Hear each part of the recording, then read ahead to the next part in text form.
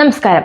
ഇന്നത്തെ നമ്മുടെ വിഷയം ഇന്ത്യയുടെ രാഷ്ട്രീയ ചരിത്രത്തിലെ ഒരു അത്ഭുത പ്രതിഭാസത്തെക്കുറിച്ചാണ്. നമ്മുടെ സ്വന്തം പപ്പു അഥവാ രാഹുൽ ഗാന്ധി. രാജ്യസ്നേഹത്തിന്റെ കാര്യത്തിൽ ഇദ്ദേഹം എങ്ങനെയാണ് നമുക്കൊരു റോൾ മോഡൽ ആയതെന്നാണ് നമ്മൾ ഇന്ന് നോക്കാൻ പോകുന്നത്. സർജിക്കൽ സ്ട്രൈക്കും പപ്പുവിന്റെ ധീര നിലപാടുകളും ഓർക്കുന്നുണ്ടോ?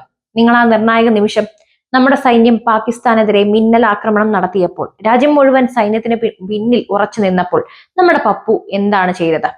പാർലമെന്റിൽ കയറി മൈക്ക് പിടിച്ചൊരു ചോദ്യം. എന്തിനാ പാകിസ്ഥാനോട് 30 മിനിറ്റിനുള്ളിൽ കീഴടങ്ങിയത്? എന്തിനാ അവരോട് ഓപ്പറേഷൻ സിന്ദൂർ വെളിപ്പെടുത്തിയത്? സത്യം പറഞ്ഞാൽ ഒരുപക്ഷെ പാകിസ്ഥാന് പോലും അറിയാത്ത രഹസ്യങ്ങൾ രാഹുൽജിക്ക് അറിയാമായിരുന്നിരിക്കണം. പാകിസ്ഥാൻ ആക്രമിച്ച് 30 മിനിറ്റ് കഴിഞ്ഞപ്പോൾ നമ്മൾ കീഴടങ്ങിയെന്ന്. ആരുടെ മുന്നിലാണ്, എപ്പോഴാണ് കീഴടങ്ങിയതെന്നൊക്കെ ആ പാവം പാകിസ്ഥാൻ പോലും അറിഞ്ഞു കാണില്ല. പാവം എന്ന് പറഞ്ഞത് ഒരു അതിശയോക്തിയാണ്. രാഹുൽജിയുടെ ഇൻപുട്ടുകൾ ആയിരുന്നുവെങ്കിൽ ഒരുപക്ഷെ അവർക്ക് യുദ്ധം നന്നായി ജയിക്കാമായിരുന്നിരിക്കണം. അപ്പോൾ നമ്മുടെ സൈനികർക്ക് സ്വാതന്ത്ര്യം കൊടുക്കുന്നില്ല എന്ന് രാഹുൽജി പറയുമ്പോൾ അദ്ദേഹം അത് ഉദ്ദേശിക്കുന്നത് ഇതായിരിക്കാം. എന്തിനാണ് നിങ്ങൾ പാകിസ്ഥാൻ സൈനിക താവളങ്ങളിൽ ബോംബിടാത്തത്? നേരെ പോയി അവരുടെ പാർലമെന്റിൽ ബോംബിടൂ എന്നാണ്. അതാണ് അതിന്റെ ധീരത എന്നായിരിക്കും അദ്ദേഹം ഉദ്ദേശിച്ചിട്ടുണ്ടാവുക. അതെന്തോ ആയിക്കോട്ടെ. ഇനി ട്രംപിന്റെ കാര്യത്തിലേക്ക് വരാം. ഡൊണാൾഡ് ട്രംപ് 29 തവണ പറഞ്ഞു പോലും ഇന്ത്യയും പാകിസ്ഥാനും തമ്മിലുള്ള യുദ്ധം താൻ അവസാനിപ്പിച്ചതാണെന്ന്. നമ്മുടെ രാഹുൽജിക്ക് ഇത് സഹിക്കുന്നില്ല.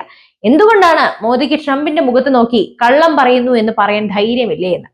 രാഹുൽജിയുടെ യുക്തി എന്താണെന്ന് മനസ്സിലാക്കാൻ കുറച്ച് ബുദ്ധിമുട്ടാണ്.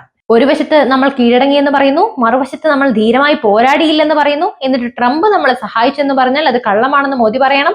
അപ്പോൾ സത്യം എന്താണ് രാഹുൽജി? തോറ്റോ അതോ ട്രംപ് നമ്മളെ രക്ഷിച്ചോ? ഒരുപക്ഷെ രാഹുൽജിയുടെ അഭിപ്രായത്തിൽ നമ്മൾ തോൽക്കാൻ ട്രംപ് സഹായിച്ചതായിരിക്കാം. ആത്മാർത്ഥതയുടെ ബാലപാഠങ്ങൾ. ഒരു രാജ്യത്തെ പ്രതിപക്ഷ നേതാവ് സ്വന്തം സൈന്യത്തെയും സർക്കാരിനെയും വിമർശിക്കുന്നത്, എന്നാൽ സ്വന്തം രാജ്യത്തിന്റെ സൈനിക നീക്കങ്ങളെയും സംശയിച്ച് ശത്രുരാജ്യത്തിന്റെ രീതിയിൽ സംസാരിക്കുന്നത് എത്രത്തോളം ആത്മാർത്ഥതയാണെന്ന് നമുക്കൊന്ന് ചിന്തിക്കണം. ഒരുപക്ഷെ രാഹുൽജിക്ക് പാകിസ്ഥാനുമായി നേരിട്ട് ബന്ധമുണ്ടായിരുന്നിരിക്കാം. അതുകൊണ്ടായിരിക്കും ഓപ്പറേഷൻ സിന്ദൂറിന്റെ വിവരങ്ങൾ അദ്ദേഹത്തിന് ഇത്ര പെട്ടെന്ന് ലഭിച്ചത്. ഇത്രയും വലിയ റിസർച്ച് നടത്തി പാർലമെന്റിൽ വരുന്ന പപ്പുവിനെ എന്തിനാണ് നമ്മൾ സംശയിക്കുന്നത്?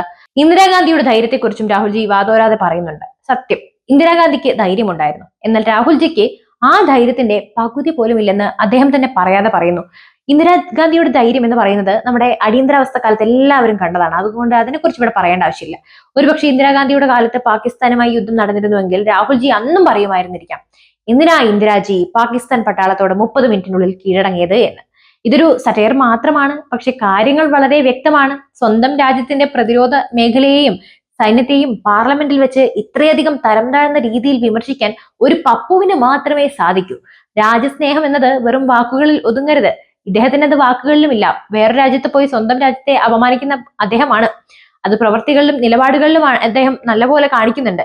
എന്തായാലും രാഹുൽജിയുടെ പ്രസംഗങ്ങൾ ഇനിയും വരും. നമുക്ക് കാത്തിരിക്കാം. പുതിയ പുതിയ ഓപ്പറേഷൻ സിന്ദൂറുകളും ട്രംപിന്റെ കള്ളങ്ങളുമായി അദ്ദേഹം ഇനിയും നമ്മളെ ചിരിപ്പിക്കുമോ എന്ന്. ട്രംപിന്റെ കാര്യം പറഞ്ഞപ്പോൾ മോദി അതിന് നല്ല തക്കതായ മറുപടി അദ്ദേഹത്തിന് കൊടുത്തിട്ടുണ്ട്. പിന്നെ അദ്ദേഹം വാ തുറന്നിട്ടേ ഇല്ല. അപ്പൊ നിങ്ങളുടെ അഭിപ്രായങ്ങൾ താഴെ കമന്റ് ചെയ്യുക. ഈ വീഡിയോ ഇഷ്ടപ്പെട്ടെങ്കിൽ ലൈക്ക് ചെയ്യാനും ഷെയർ ചെയ്യാനും മറക്കരുത്. അടുത്ത തവണ നമ്മുടെ മറ്റൊരു പപ്പുവുമായി വീണ്ടും കാണും വരെ നന്ദി.